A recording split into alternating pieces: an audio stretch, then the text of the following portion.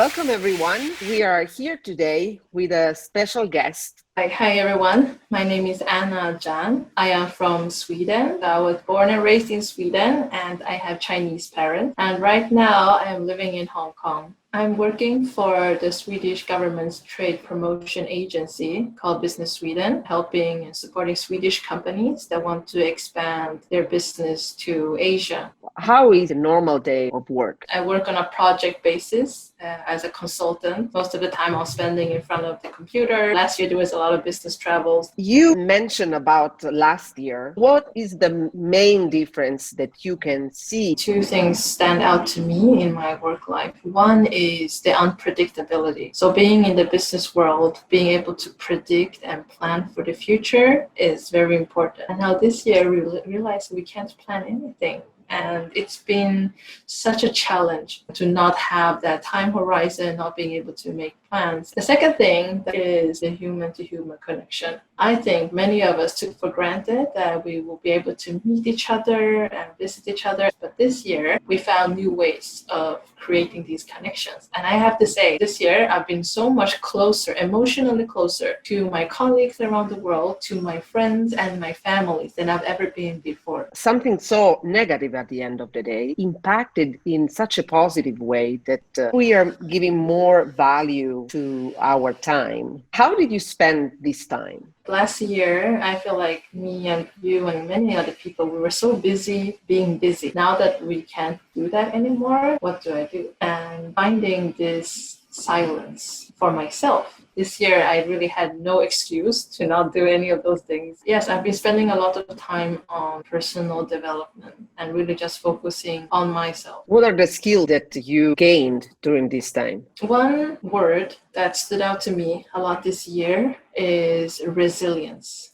And I never really thought about this. This word was never really relevant. Until now, I realized that there is so much resilience in me that I always had, but I didn't use. The whole definition is you're being adaptive to new conditions. And people who embody this, they must have been through a lot of situations and hardships during their lives and built up this strength. And I hadn't, but I know that my mom and dad had been going through many different things during their childhood and their adulthood, the Cultural Revolution, the Vietnam War that my mom grew up in. And they all brought this, they had this baggage in them when they moved to Sweden, but I didn't really understand until this year. And what I really learned from them, and that I also saw that I also have, is this survival instinct or resilience. Have you been to other countries? Just like you, I'm an avid traveler. I think I spent most of my time in Europe. I was studying in Paris. I stayed with the host family in Spain during high school, and I did short-term internships in London, in Luxembourg, but also because of my family background. So I have relatives who live in the US, in Seattle and Portland, and also here in Asia. I have family in China, in Thailand, in Vietnam. I used to have an aunt who lived in Sydney. For me, the world map made up of the different people that I had in different places. How many languages do you speak? I am a language nerd. English, obviously, that we are conversing in. Swedish and Mandarin are my mother tongue. And then I also speak French and Spanish, so that's 5. And then I speak regional dialects in Chinese, like Cantonese, and another very regional dialect with my grandparents, which is Chaozhou. So that makes like 6 or 7. I think that when you don't know at least one more language, you isolate yourself. You are not able to reach out to the available sources that can give you a different perspective. I think the word perspective that you said is the key here. There is a very famous quote, "The limits of my languages are the limits of my world."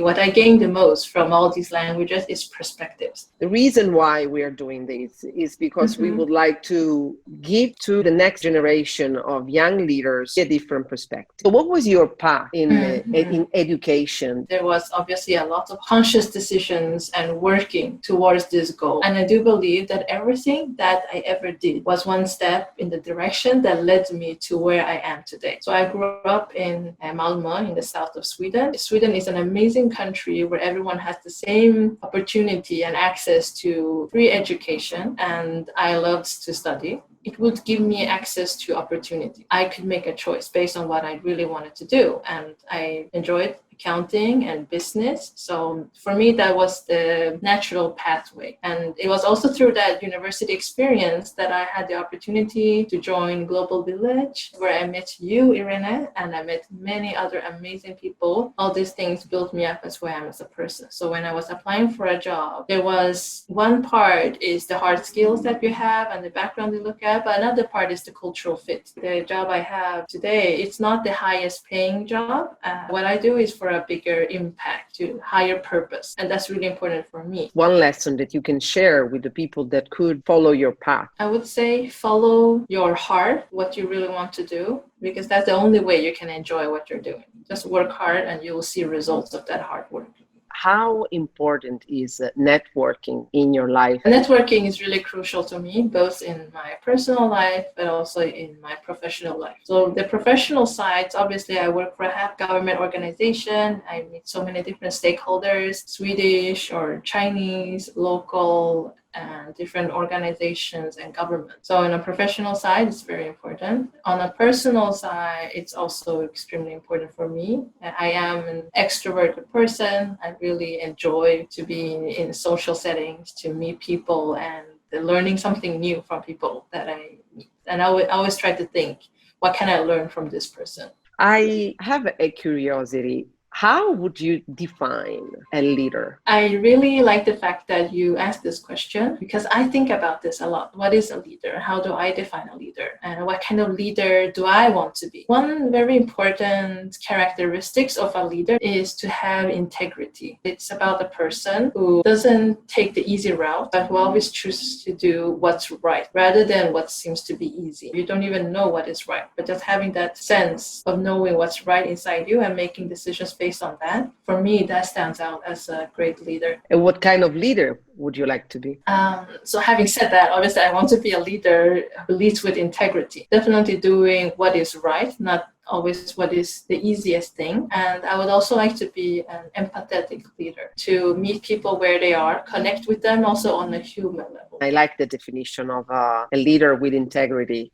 What is your definition of change? Change is constant. Change is everywhere. Change is natural, and change is good. Opposite of change is being constant. Being constant, you don't evolve. The world has always evolved by change. You shouldn't be afraid of change. It's an opportunity for growth. Is there anything that you think about often that, like an issue that you can see in your community or in the place where you live, that you would like to address and that you thought about and say, oh, we can solve this in this way? Is there anything like this? Oh, yes, definitely. There is a topic that I think about almost every day, as much as I think about leadership. And it is about sustainability. And this is something that has become more and more important to me during my working life. Coming from Sweden, which is a country that highly values sustainability and sustainable development, and then living in Asia for the past 3 years and seeing the huge gap of how long they have to go. And that's really what drives me, and this inner fire and motivation that I want to make a change. I want to help in any way that I can. So for me, that is an issue I try to tackle both high level through the job that I'm doing, when I can actually meet government officials and trying to impact them, but also on like a daily basis, the conscious choices as a consumer. What do I buy? What do I don't buy? Do I really need this or not? What would you say to support that you have? Yeah, I would say there's 2 levels. One is the awareness. Educate yourself, understand the problem and the challenge that the world is facing. And the second is action. Really take action in everyday life as much as you can, through the means that you can. Thank you very much. Thank you for everything you shared, and thank you for your time. Really, I think this is going to be a great contribution to this cause of leadership for change. Thank you so much, Irene. I really enjoyed this conversation with you, and it was my pleasure to be talking to you.